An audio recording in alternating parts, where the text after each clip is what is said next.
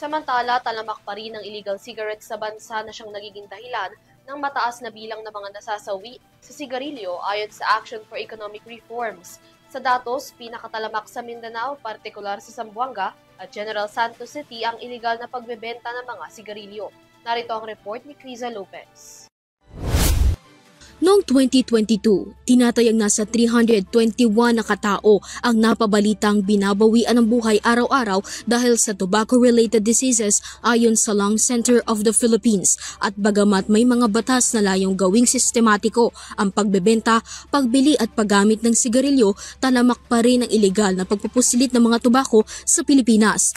Sa pag-aaral na inilabas ng Action for Economic Reforms at ng Economic for Health ng Johns Hopkins Bloomberg Schools of Public Health, natuklasan na ang mahinang pagpapatupad ng batas sa Pilipinas ang nakikitang dahilan ng paglaganap ng ilegal na pagbebenta ng sigarilyo. Nakita sa pag-aaral ng AER, pinakatalamak sa Mindanao, partikular sa Zamboanga at General Santos ang ilegal na pagbebenta ng mga sigarilyo sa mga sari-sari store, kung saan 80% ng mga sari-sari store sa Zamboanga na nagsagot ng survey ay nagbebenta ng mga pakete ng sigarilyo na mas mababa pa sa tamang buwis na ibinabayad dito, habang 96% ng mga pakete ng sigarilyo na sinuri ng organisasyon ay may peke o walang tax stamp. Yung tobacco taxation pa rin ang nananatiling reliable source for UHC implementation dito sa Pilipinas, and then globally, ito pa rin talaga ang isang effective strategy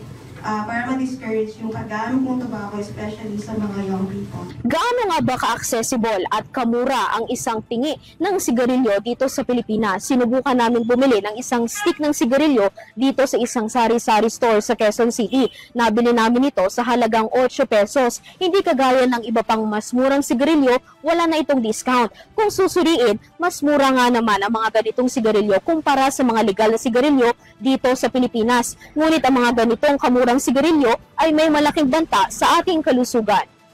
Ayon kay Senate Committee on Health and Demography Chair Senator Risa Hontiveros na dumalo rin sa media launch ng pag-aaral, higit na malaki ang banta ng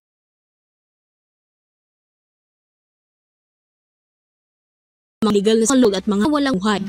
Mas highly vulnerable pa ng mga sectors demographically. So yung mga mahihirap na Pilipino na baka nasa kultura